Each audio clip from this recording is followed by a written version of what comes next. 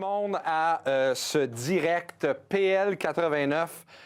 Ceux qui ont eu l'occasion de nous voir pendant la dernière négociation du secteur public, on a fait ce genre de direct-là à plusieurs reprises. Vraiment, le but de ça, prendre le temps d'expliquer les choses. Puis là, on avait une opportunité. Je vous dirais que j'aurais aimé ça avoir une autre opportunité que celle-là pour être en mesure de faire un direct. Mais là, on avait une opportunité de prendre le temps de discuter, d'échanger, de donner de l'information aux membres, aux collègues, aux familles, à tous ceux qui sont intéressés par ce qui se passe, notamment avec le projet de loi 89. Donc, c'est pour ça qu'on est là aujourd'hui. C'est quoi un direct? Bien, c'est là où j'aurai des invités. Je vais vous les présenter dans quelques secondes. Et on va prendre le temps de répondre, d'expliquer c'est quoi le PL 89. J'y reviendrai. Là, j'utilise ça comme ça. Si vous êtes là, c'est parce que vous en avez une petite idée. Donc, ça, déjà, c'est quelque chose d'important, d'intéressant. Et donc, aujourd'hui, on va vouloir démystifier, expliquer. Puis ça prend souvent plus qu'un topo de 45 ou 50 secondes dans une émission d'affaires publiques. Et c'est ce qu'on fait ici, 45 minutes ensemble avec nos invités pour être en mesure de se parler de ça. Juste avant de vous les présenter, bref rappel, projet de loi 89, le projet de loi du ministre du Travail, Jean Boulet. Projet de loi, puis vous savez ce qui est particulier?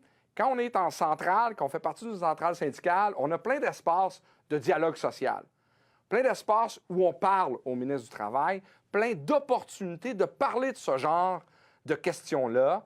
Quand vient le temps de parler de grève, notamment dans le secteur public, pour beaucoup d'affiliés de la CSQ, mais à grandeur, à savoir au-delà du secteur public, mais dans le domaine privé, parapublic, peu importe.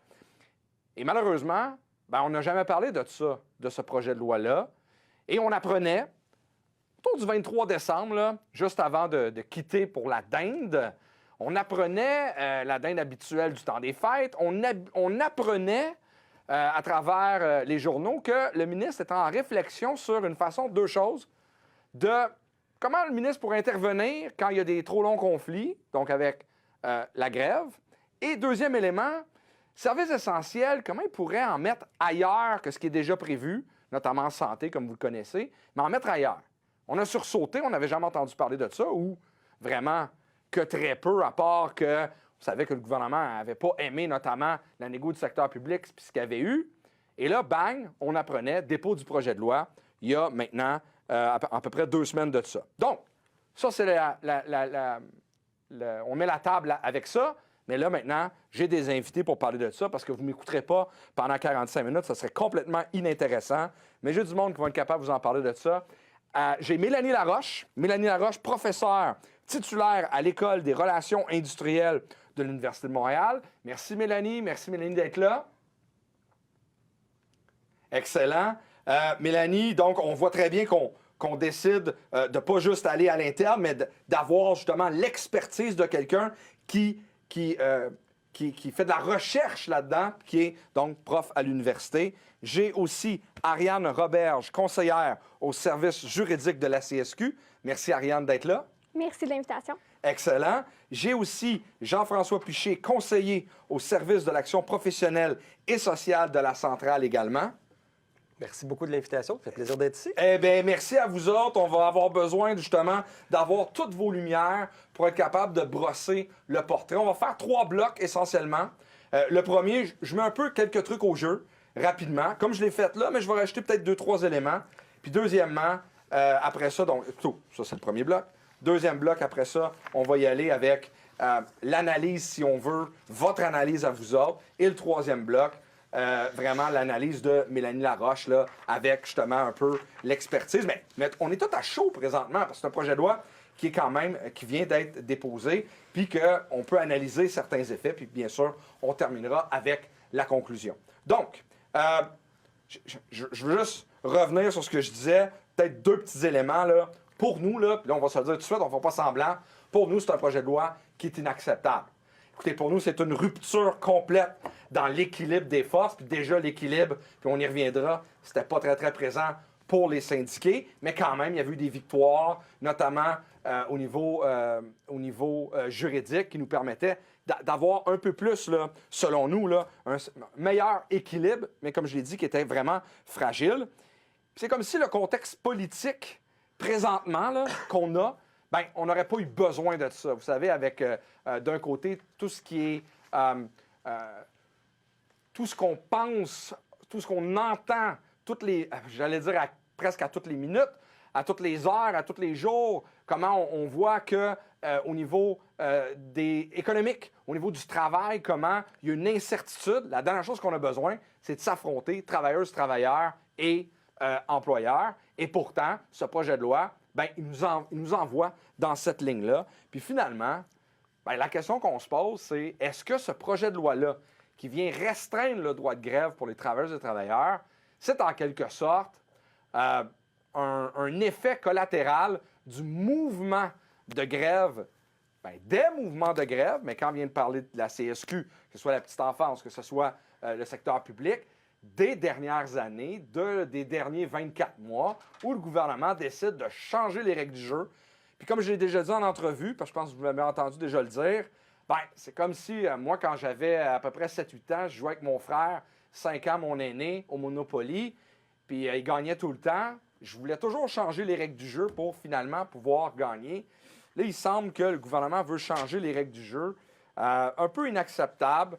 Non, pas beaucoup inacceptable, mais un peu dommage. Je vais le dire comme ça, parce qu'on aurait pu faire les choses autrement, notamment, comme je l'ai mentionné, avec du dialogue social. Donc, une fois que j'ai mis la table, là, il faut que les gens sachent exactement c'est quoi le projet de loi 89. Il se dit un paquet d'affaires, ça concerne qui, c'est quoi, ça touche quoi, c'est-tu vrai, c'est-tu pas vrai? Parce que le ministre il dit finalement, là, écoute, c'est super bon ce qui est là.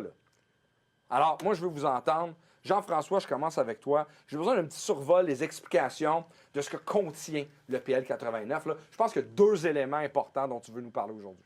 Effectivement, Éric, il y a deux pans dans ce projet de loi-là qui sont différents, qui ont des effets différents. Le premier pan, c'est que le ministre veut assurer des services minimaux qui seraient requis pendant une grève ou un lock-out. Pas des services essentiels, hein? Parce que ça, c'est autre chose. Non, pas des services essentiels. Non, effectivement, c'est pas autre chose. OK. Ce que ça vise essentiellement, c'est d'assurer le bien-être de la population afin que ne soit pas affectée leur sécurité environnementale, sociale ou économique. Donc, c'est assez.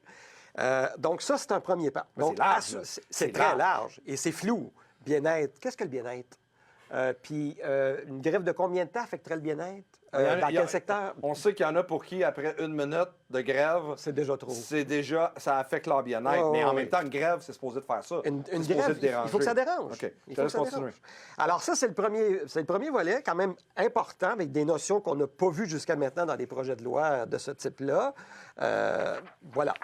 La deuxième partie, le ministre, il se dit, bien, ça, on va assurer le bien-être de la population en cas de grève ou lock-out. Juste revenir là-dessus, juste qu'on s'entende, ça, c'est pour n'importe qui, là. Vraiment, c'est pour n'importe qui. En général. OK. Sauf, évidemment, les groupes qui sont déjà couverts par les services essentiels qu'on connaît aujourd'hui. Par exemple, nos collègues depuis... infirmières à la centrale. Effectivement. Donc, secteur de la santé, okay. Les infirmières auxiliaires, eux, ils ne sont pas touchés par ce projet de loi-là parce qu'ils ont déjà les services essentiels. Donc, ça touche tout le monde qui négocie avec le Code du travail. Donc, ça touche tous les groupes, sauf ceux des services essentiels. Donc, c'est très large. Partie 2. Le ministre se dit, bon, en plus des bien-être, tout ça, je veux moi-même être capable, à un moment donné, si je décide qu'un conflit, pour des raisons X, Y, Z, peut porter un préjudice grave à la population, j'y mets fin. Unilatéralement, le ministre fait ça. Unilatéralement, le ministre fait ça. Lui, il met fin. Et il dit au parti, c'est un arbitre qui va venir décider de vos conditions de travail sur les sujets que vous êtes pas encore entendus. OK. Voilà. Mais pendant un certain temps, avant que l'arbitre entende les parties. C'est ça, mais ils peuvent continuer à négocier quand même. Ils peuvent continuer à négocier, ils peuvent s'entendre, et là, à ce moment-là, l'arbitre prend acte de, mais sinon, c'est l'arbitre qui va déterminer les conditions de travail et, conséquemment, donc, le contenu de la convention collective. Et ça, est-ce que ça s'adresse à tout le monde? Ça s'adresse également à tout le monde, sauf les secteurs qui sont visés par la loi 37, c'est-à-dire les secteurs publics et parapublics, donc éducation, c'est pas touché, collégial, c'est pas touché. La fonction publique n'est pas touchée non plus par ça parce qu'eux ont déjà aussi les services essentiels. Donc, ça touche vraiment l'éducation, les collégiales, Donc, ces secteurs-là qui sont pas touchés par cette partie-là où le ministre veut dire... Donc, une partie importante quand même des travailleuses et travailleurs qu'à la CSQ représente. Et fait à noter, là, le ministre s'est fait questionner là-dessus. Pourquoi c'était pas, ça ne s'appliquait pas au secteur public? Et il a répondu, bien voyons donc, on ne pourrait pas faire fixer les conditions, notamment monétaires, par un arbitre. Voyons donc, c'est l'État qui paierait. Il faut que ça soit réglé. Quand même assez particulier. Hein? Oui, c'est particulier. Le bien-être est à géométrie variable. Hein? C'est quand même ça. Effectivement. Alors oui, le ministre s'est gardé une petite porte de sortie en disant on ne veut pas que ce soit un arbitre qui décide des conditions de travail du personnel en éducation. On ne veut pas ça. Nous, au collégial non plus. C'est nos secteurs. On veut être capable, nous autres, de décider. Donc, pour ce bout-là, c'est drôle, on les exclut. Ce qui est plutôt étonnant. Mais étonnant, et oui et non. Le ministre a clairement des visées en faisant ça. C'est évident. Donc deux grands éléments. Oui. Un, comme tu l'as mentionné, service minimum, apparent un peu en lien avec les services essentiels, on va y revenir. Puis l'autre bout, qui ne touche pas le secteur public, où il peut mettre fin à une grève. C'est quand même bien nommé, entre autres, je parlais à mes collègues de la CSN, cimetière. Mais en même temps, c'est cimetière Côte-des-Neiges. Mais en même temps, ça... c'est tellement des conflits. Tu sais, il nomme toujours les mêmes quand il est en entrevue. Tout le temps. Parce que c'est pas comme s'il y en avait beaucoup. Hein? Non, en fait, il y a eu une vague de conflits qui a duré 4 mois. Fin 2023, début 2024, il y a eu effectivement une remontée importante du nombre de conflits de travail, du nombre de grèves précisément. Mais ça a duré 4 mois. Là-dedans, il y avait la grève du Front commun. Parce que chaque syndicat en grève dans le Front commun, il y en a beaucoup, il y en a près de 400. Ça vaut pour un conflit de travail. Ouais, ça fait gonfler les chiffres. Ça fait gonfler les chiffres. Ça fait à peu près combien, là? Ça fait, bien écoutez, c'est 400 accréditations sur 600 conflits de travail. Donc, c'est évident que c'est le sûr que ça en fait pas mal. Ça booste les chiffres un peu. Maintenant. Effectivement. Et les autres, effectivement, il y en a eu des grèves dans le secteur privé aussi. Mais là, vous aviez, en 2023, n'oubliez pas, là, un contexte inflationniste très élevé. Pénurie de main-d'œuvre. On avait une tempête parfaite pour provoquer une soudaine remontée du nombre de conflits de travail. Mais qu'est-ce qu'on constate depuis que là, ça régresse? Le nombre de conflits de travail aujourd'hui est revenu à peu près à ce qu'il était dans les dernières années. Ah, donc, à la question, avions-nous réellement, on a déjà entendu ça ailleurs, là, avions-nous besoin de ça, ce projet de loi-là? Pas du tout. Pas du tout. Il est inutile. Ariane, maintenant, là, le fameux là, service minimum, là, hein? Glissement des services essentiels. On dirait qu'il a essayé de trouver une twist pour mettre tout le monde dedans. En effet, parce qu'il faut savoir que le droit de grève, en ce moment, est un droit constitutionnel protégé, puis il peut être limité exclusivement quand il est question de services essentiels. Un service essentiel, qu'est-ce que c'est? C'est un service qui est rendu à la population et s'il ne l'est pas, sa santé est en danger. Donc, il y a un péril à la population. Un péril à la sécurité, à la santé. Donc, c'est très concret, un service essentiel. C'est pour ça que tu ne peux pas mettre notamment l'éducation ou d'autres catégories d'emploi dans les services essentiels. Non, il n'y a pas un patient sur une civière à l'urgence qui risque de mourir. Là, on n'est pas dans ça du tout quand on parle de services pour le bien-être pour la population, alors que les services essentiels, c'est de ça dont il est question et c'est ça le seuil qui a été établi par la Cour suprême du Canada pour venir limiter le droit de grève. Alors, le projet de loi, il vient faire quoi? Il vient permettre un élargissement, donc un glissement, qui permettrait de restreindre le droit de grève en vertu d'un critère qui n'est pas en ce moment bien défini, qui est nouveau et qui n'est pas permis par le droit canadien et même, je dirais, par le droit international sur lequel s'est basée la Cour suprême là, dans l'arrêt Saskatchewan Federation of Labour en 2015 qui a constitutionnalisé et protégé le droit de grève. On va y revenir justement à tout ça là, parce que les collègues, c'est sûr qu'ils se demandent hey, ça, là, même si ça passe, ça peut être contesté. On va y revenir dans quelques minutes. Mais juste avant, ça serait quoi la mécanique? La mécanique là, pour arriver à ça, là, parce qu'il existe une mécanique. Moi, je regarde là, à la CSQ, on a nos collègues de la FSQ, Fédération de la santé du Québec. Ils ont toute une mécanique de gestion des services à rendre à la population parce qu'ils sont dans les services essentiels. Mais avec ce nouvel mécanisme-là, ce serait quoi? Qu'est-ce qui se passe? Ça serait un peu comme une importation du mécanisme qui est connu en ce moment pour les services essentiels. C'est-à-dire que ce que le projet de loi prévoit, c'est qu'une fois que le ministre a établi par décret qu'un employeur et un syndicat peuvent être assujettis aux services essentiels, une des deux parties peut demander au tribunal est-ce qu'il faut vraiment qu'on le soit, À ce moment-là, si le tribunal dit oui, les parties auraient 15 jours pour négocier entre elles une liste de services minimums à maintenir pour assurer le bien-être de la Mais population. ça, c'est quand ils ont commencé la grève ou... En fait, ça arrive après le décret, mais le décret, lui, peut arriver un peu à tout moment. Mais c'est une fois que l'avis de grève est donné. Moi, ce que je regarde là-dedans, c'est ton à tout moment.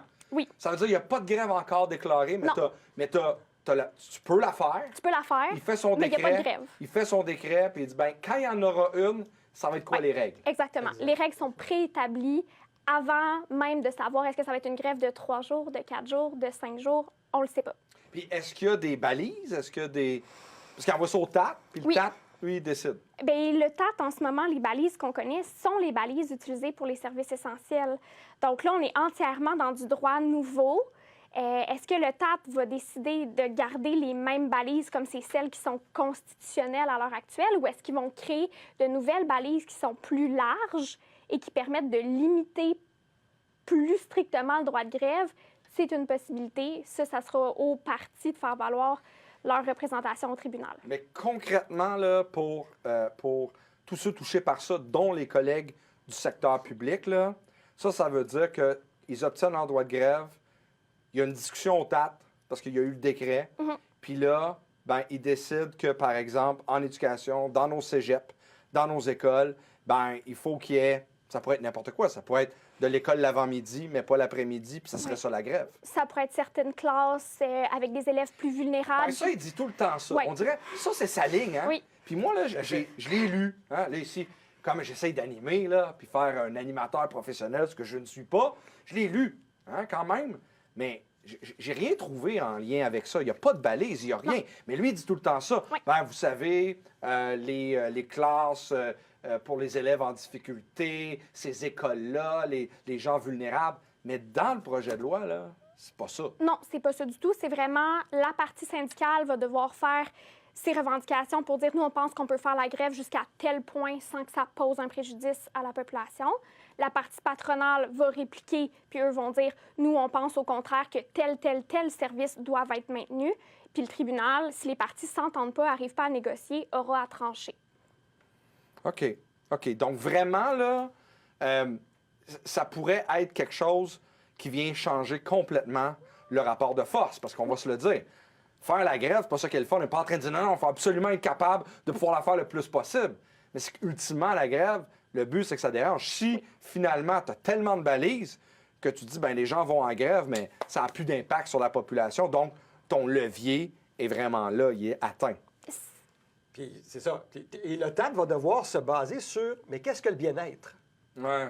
pour établir le service minimum? Qu'est-ce qui affecte le bien-être? Parce que ça, c'est pas défini non plus dans le projet de loi. Pas du tout. On parlait de Élément balise, important, là, ça c'en est une. Il y a le mot bien-être, mais qui n'est pas défini. Donc, qu'est-ce que le bien-être? Et là, on peut aller sur toutes sortes d'interprétations particulièrement larges, si bien que si la notion de bien-être s'élargit au fil des grèves et au fil du temps, bien, notre droit de grève va être fortement restreint parce que tout ce qu'on va faire, il y a quelqu'un qui va pouvoir lever la main, ça affecte mon bien-être. C'est ce qui n'a pas d'allure. Là.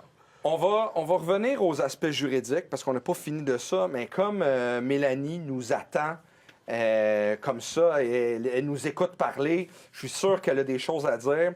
Mélanie, tu es avec nous? Oui. Ah, excellent. Donc, écoute, je vais quand même te poser une première question parce que là, je pense que tu nous as entendu échanger depuis quelques minutes. Est-ce qu'on, pour une personne comme toi qui nage là-dedans, qui fait des recherches là-dedans, est-ce qu'on a raison de parler de rupture d'équilibre? Bien, je pense qu'il y a plusieurs experts en relations industrielles et en relations de travail qui vont vous dire qu'avec ce projet de loi-là, s'il est adopté tel quel, on entre vraiment dans une nouvelle ère en relations de travail. Là. On vient vraiment créer une rupture importante avec le compromis historique qu'on avait dans notre système de relations de travail jusqu'ici, dans un contexte où ben, le système est plutôt performant depuis plusieurs décennies, il faut se le dire. Hein. Je vous entendais parler tantôt qu'il y avait peu de conflits. En fait, quand on regarde les données sur plusieurs décennies, on se rend compte que le conflit de travail, ça demeure l'exception à la règle là, dans le système de relations de travail au Québec. Hein. Si on prend les décennies là, 2000 jusqu'à 2022, là, on a les données pour ces décennies-là, les données, ce qui nous indique, c'est que dans 93,2% des cas, les parties réussissent à obtenir une entente par le biais de la négociation directe ou par le biais de la conciliation ou l'arbitrage.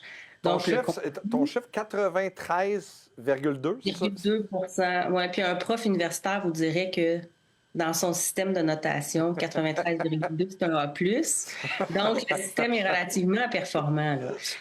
Donc, le conflit, c'est 6,8% des cas où on doit aller en conflit. Et dans ces conflits-là, il faut se dire qu'ils ne sont pas, pour la grande majorité, si dérangeants que ça. Là. Donc, probablement qu'il y a une très faible proportion des conflits qui va être visée par ce projet de loi-là. Là.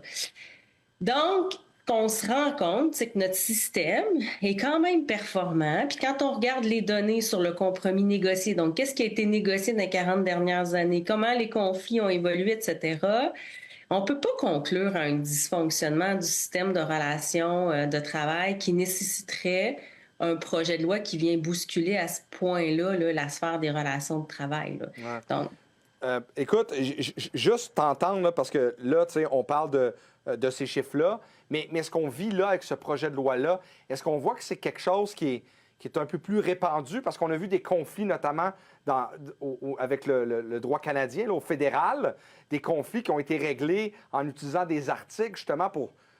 Est-ce que tu peux juste rapidement nous parler un petit peu de ça? Parce qu'on voit que c'est pas le seul endroit au Québec là, qui a une espèce de rupture d'équilibre. Là.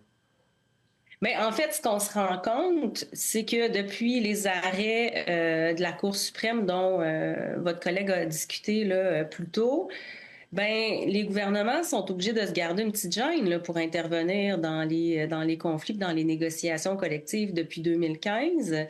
Et avant ça, on avait toujours eu recours aux lois spéciales quand on jugeait que les conflits étaient trop dérangeants. Puis les exemples récents au niveau fédéral ont montré un ministre qui a eu recours au fameux article 107 pour mettre fin à un conflit de travail aussi, donc de venir changer les règles du jeu pendant le processus de négociation par des interventions ponctuelles, qui viennent complètement changer l'équilibre du rapport de force pendant une négociation collective. Donc, en ce sens-là, on veut, par ce projet de loi-là qu'on est en train de déposer, récupérer certains mécanismes dont on a déjà pu bénéficier dans le passé pour intervenir quand un conflit dérangeait trop. Là.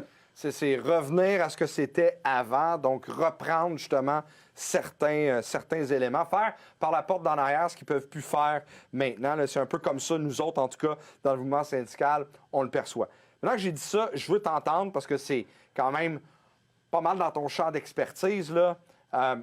Le projet de loi pour le mouvement syndical en général, oui à la CSQ, mais avec nos collègues de toutes les organisations, qu'ils soient du secteur public ou privé, qu'est-ce que ça veut dire que ce projet de loi-là? Tu as commencé en nous le disant, mais là, je veux t'entendre un petit peu plus là-dessus. Bien, je pense que la plus grande implication de ce projet de loi-là, actuellement, là, c'est vraiment de venir remettre en question complètement toute la logique interne sur laquelle le système de relations de travail est bâti. Puis là, je vais m'expliquer.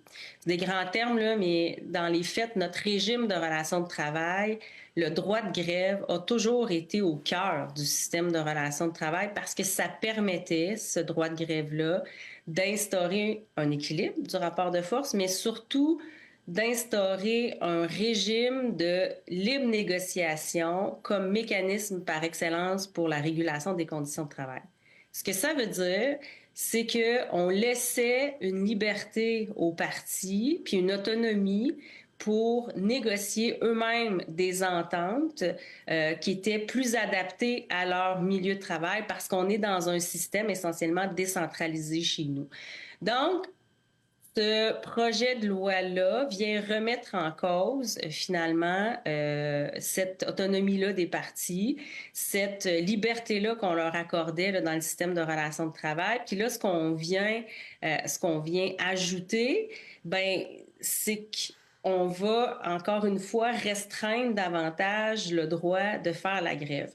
Et on va le restreindre davantage dans un système où notre droit de grève, où le conflit est déjà très limité et plus encadré qu'ailleurs. Puis ça, on a tendance à l'oublier, mais je pense qu'il faut le dire. C'est un élément important du système de relations de travail nord-américain, là.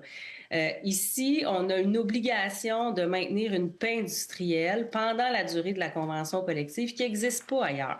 Du moins, ça n'existe pas en France, ça n'existe pas en Allemagne, ça n'existe pas en Angleterre.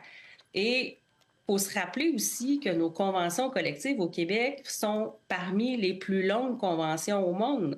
Donc, cette fameuse paix industrielle-là, on s'oblige à la maintenir pendant de nombreuses années, si bien que le droit de grève est de moins en moins utilisé parce qu'on a de moins en moins de renouvellement de conventions collectives. Parce que ce droit de grève-là, il est il peut être utilisé uniquement là, dans une période très fixe au moment du renouvellement de la convention collective. On ajoute à ça qu'au Québec, on peut utiliser la grève uniquement sur la question des conditions de travail.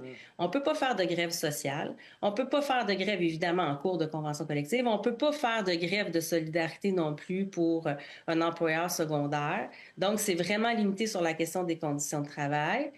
Et ce droit de grève-là, il a été retiré à certaines catégories de travailleurs. Donc, les policiers, les pompiers, la SQ, les gardes-chasse, les gardiens de prison.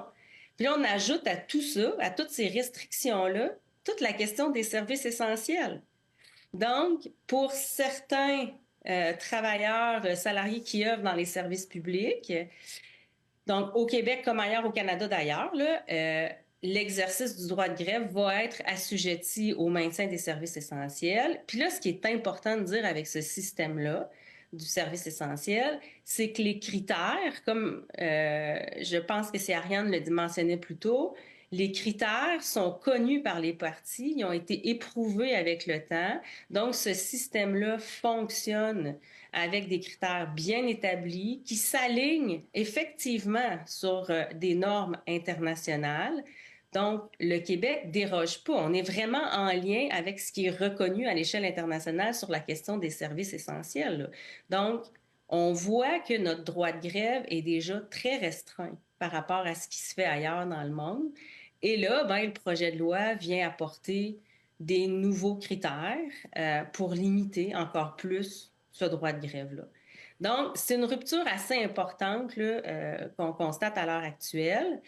Et Jean-François le mentionnait, le projet de loi précise pas c'est ce qu'on entend par concept de sécurité sociale, de sécurité économique ou environnementale, mais il établit encore moins, ça va être quoi la proportion acceptable des atteintes à ces sécurités-là.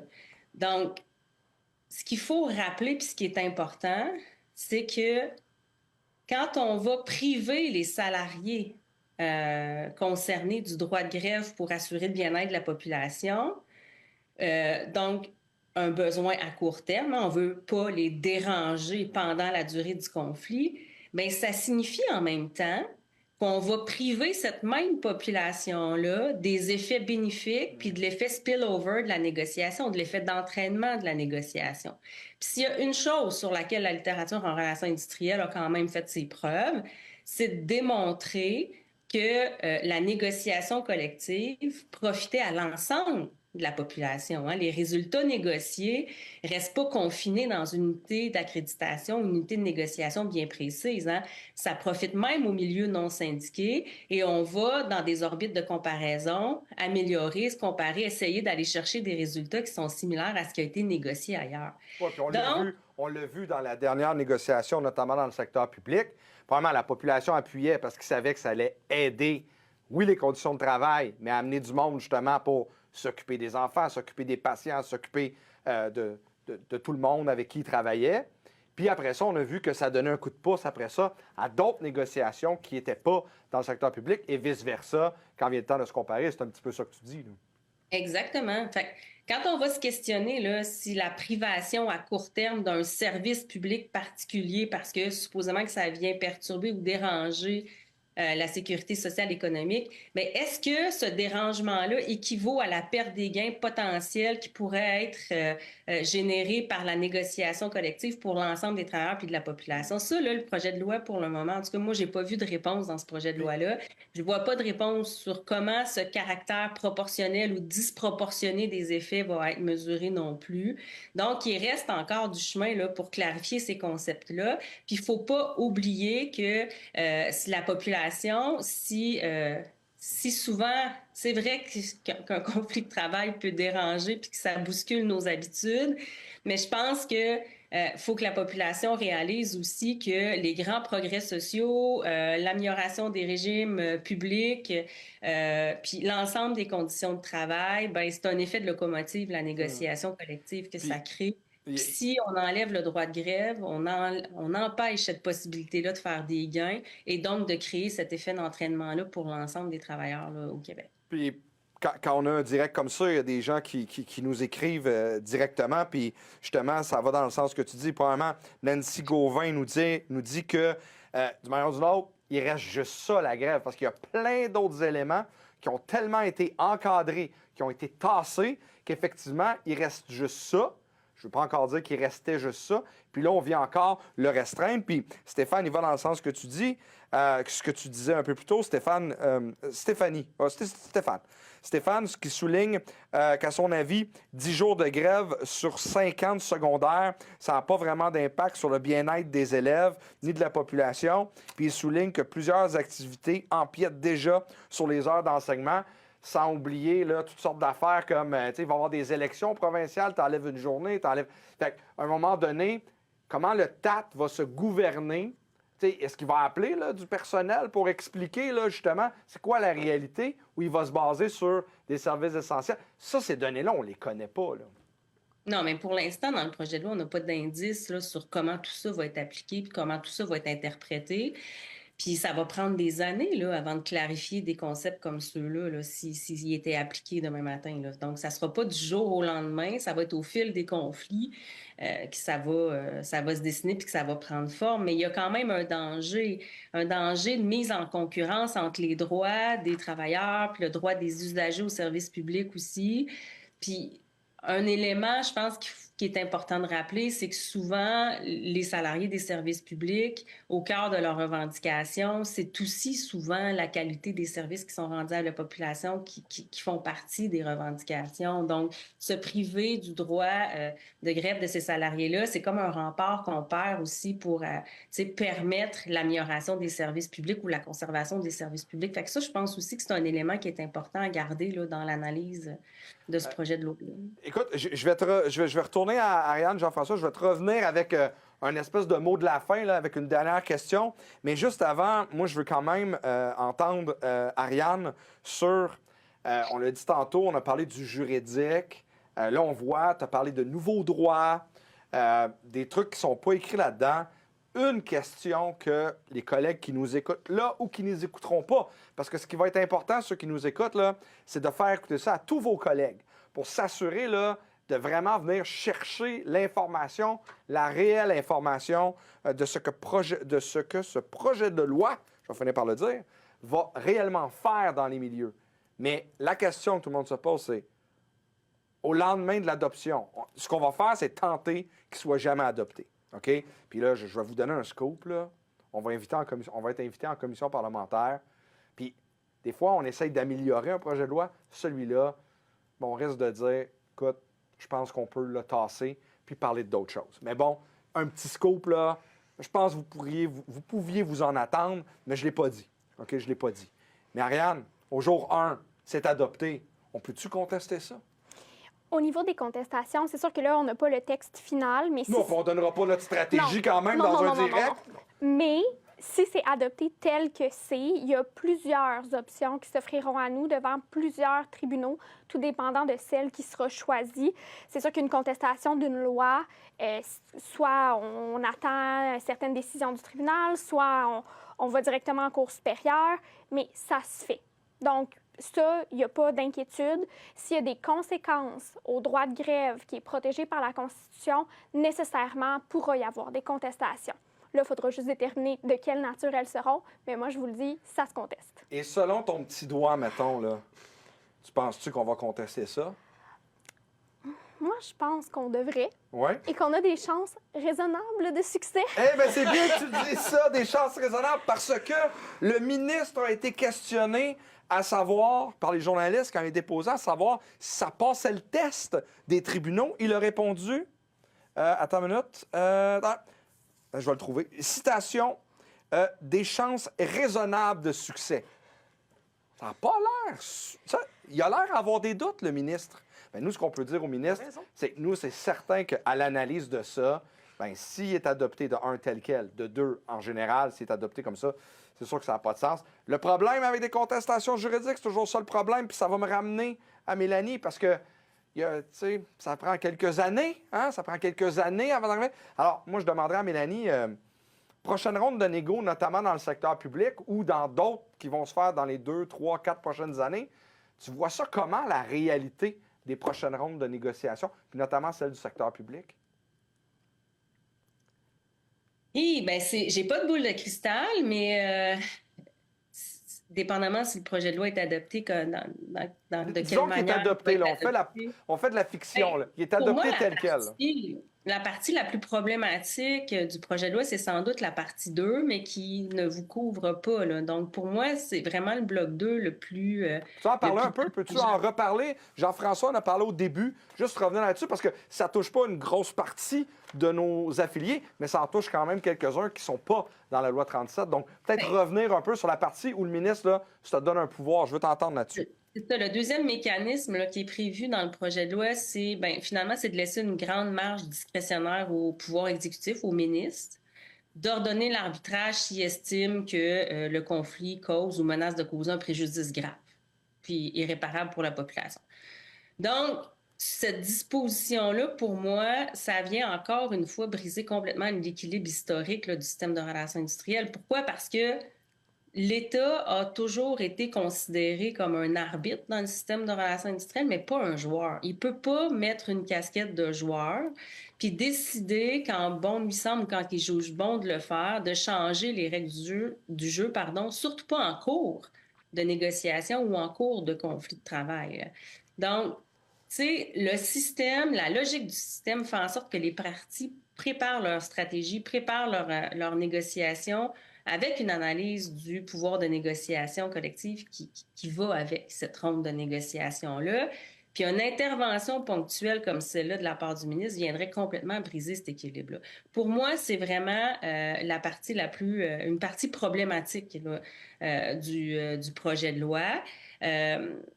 Puis évidemment, cette intervention-là ponctuelle va faire en sorte que les partis ne sauront jamais d'avance ça va être quoi les véritables règles du jeu pour leur négociation collective. Puis ça risque de freiner aussi les partis à la négociation. Tant qu'à avoir l'intervention du ministre, aussi bien de ne pas négocier. Donc, ça risque de mettre tout le monde ses breaks, finalement. Là. Fait qu'on va tout enlever, cette espèce de liberté-là des partis, de l'autonomie des partis, de conclure une entente qui est la mieux adaptée pour leur milieu de travail. Donc, pour moi, c'est vraiment problématique, cette partie-là aussi. Là. Bien, merci, Mélanie. D'ailleurs, j'ai Hugo Boulanger qui nous écrit que le gouvernement devrait négocier, avec la loi 37, là, devrait négocier de bonne foi et rapidement, plutôt que de changer les règles puis d'utiliser de nouveaux leviers juridiques. Jean-François, à la centrale, tu t'occupes beaucoup de tout ce qui est en lien avec les relations de travail, mais avec ton expertise, là, notamment des dernières décennies, hein, tu as vu toutes les lois du travail changer, etc. Est-ce que tu considères ça comme un des projets de loi qui va vraiment venir changer? Tu sais, avec tout ce que tu as, là, parce que dans les années 80, 70, tu sais, tu es quelqu'un qui a suivi ça, qui est au courant de tout ce qui s'est passé à travers les décennies. Là, comment tu vois ça? Projet de loi 89. Écoute, c'est une excellente question, Éric. Et c'est ça qui est étonnant, c'est que quand on a adopté le Code du travail en 64. 64. Puis qu'on a dit aux employés du secteur public, vous avez maintenant le droit de grève. On vous le donne parce qu'on vous fait confiance. On fait confiance que le fait de libéraliser les négociations collectives va faire en sorte que ça va se régler rapidement par le jeu du rapport de force. Alors, on vous donne le droit de grève. Ouais. Puis ça, c'est important, hein, les 25 dernières années, là, 2000, pas de grève, 2005, 2 jours de grève, puis après ça, loi spéciale 2005, 2010, 0 jour de grève, 2015, 2-3 à peu près, tout dépendant des accréditations, 2020, pendant la COVID, là, 2020, Quelques jours. et là, on se retrouve...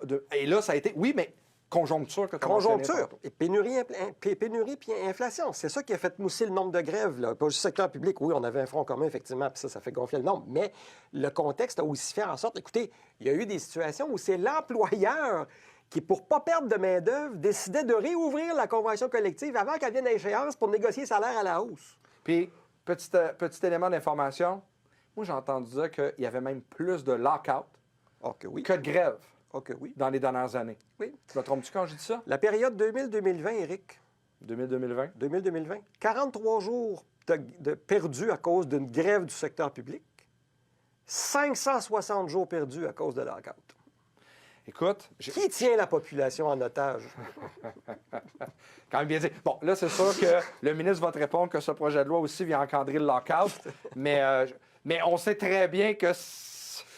On sait ce qu'il vise en faisant ça. Là. Effectivement. Mais bon. Parce que dans ces Puis exemples, d'ailleurs- il y a toujours parlé de grève, puis hein? d'ailleurs, si c'était vraiment le lockout qui visait, puis les patrons, moi, j'ai pas entendu les associations patronales chialer contre ça. Au contraire, je trouve que c'est très intéressant. Et ça sème un doute chez moi, je Effectivement. dois t'avouer. Tu as tout à fait raison. Ceci étant, je veux vous... j'ai Stéphane Dupré qui rajoute, qui se demande si un nouveau gouvernement pourrait... question intéressante. Mettons que ça adopte. Mettons, si vous avez l'information, est-ce qu'un nouveau gouvernement pourrait abolir la loi si ça devient un enjeu électoral? C'est adopté, puis là, on en fait un enjeu électoral. Ça se fait-tu, ça? Oui. Oui. Oui. Ah! Stéphane, tu viens de donner une autre idée pour la campagne électorale, pour l'implication de la CSQ. Merci beaucoup, Stéphane. Juste avant de vous remercier, ça fait déjà plus de 40 minutes qu'on se parle.